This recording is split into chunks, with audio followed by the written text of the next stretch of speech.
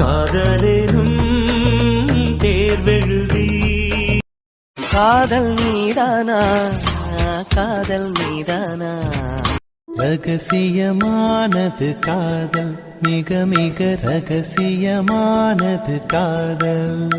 Hello அண்ணா, சொல்லு முகில். அண்ணா நீங்கள் ஃப்ரீயாக இருக்கீங்களா? ஃப்ரீ தான்.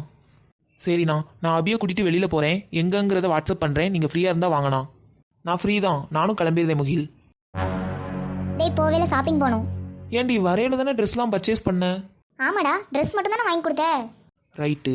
நம்ம ஒரு பிளானை போட்டு வெளியில் கூட்டிகிட்டு வந்தா இவ அதுக்கு மேலே ஒரு பிளானை போட்டு வச்சிருக்காளே. நம்ம இவ லவ்வை சேர்த்து வைக்கலான்னு பார்த்தா இவ நம்ம பாக்கெட் மணியை காலி பண்ணிடுவா போலையே. என்னடா யோசிச்சுக்கிட்டே இருக்க? ஷாப்பிங்லாம் இன்னொரு நாள் போய்க்கலாம். ஏற்கனவே போயிட்டு வந்ததே டயர்டாக இருக்குது. ஹோட்டல் வேணா போகலாம். சரி ஓகே, எதனாலும் எனக்கு ஓகே தான். அங்கே பாரு அபி, அது தருண் அண்ணா தானே? ஆமாடா. ஆமாம், அந்த அக்கா யாரு? அவங்க கூடயே 2-3 டைம் பார்த்துட்டேன். எனக்கு தெரியல. ஆனால் அழகா இருக்காங்கல்ல, 2 பேர் ஜோடியும் சூப்பராக இருக்குல்ல. இதை சொல்றதுக்கு தான் இங்கே கூட்டிட்டு வந்தியா? வா, வந்து ரொம்ப நேரம் ஆச்சு, கிளம்புவோம். சரி சரி, நீ ஏன்டி டென்ஷன் ஆகுற? எனக்கு பசிக்க ஆரம்பிச்சிருச்சு. வந்ததுலேருந்து ஏதாவது வாங்கி தந்தியாடா? ஏட்டி ஷாப்பிங் போயிட்டு வரையில தானே டீயும் பப்ஸும் சாப்பிட்ட. ஆமாம், ஆனால் அது அப்போ இங்கே பீச்சுக்கு வந்தக்கப்புறம் ஏதாவது வாங்கி கொடுத்தியா? சரி கிளம்பு, வா போவோம்.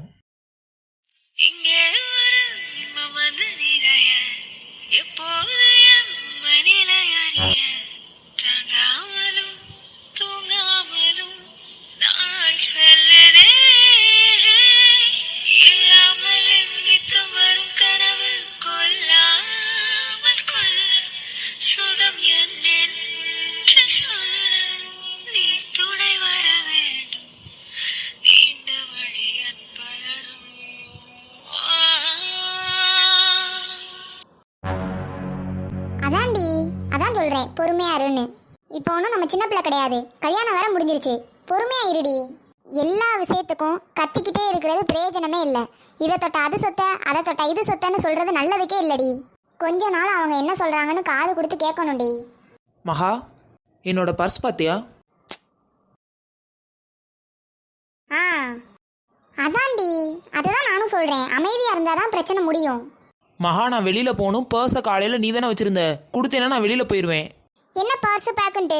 உங்க ரூம்ல தான் இருக்கும், போய் பாருங்க. ஃபோன் பேசிக்கிட்டு இருக்கேன்னு தெரியலையா? உனக்கு நான் இப்போ என்ன சொல்ல வரேன்னு புரியுதாடி? கத்தணும்னு நினச்சிக்கோவேன், எல்லாமே பிரச்சனையில தான் போய் முடியும். ஊருக்கு தான் உபதேசம் போல. ஊருக்கு ஒரு நியாயம், இவளுக்கு ஒரு நியாயம். மா சொல்லியா?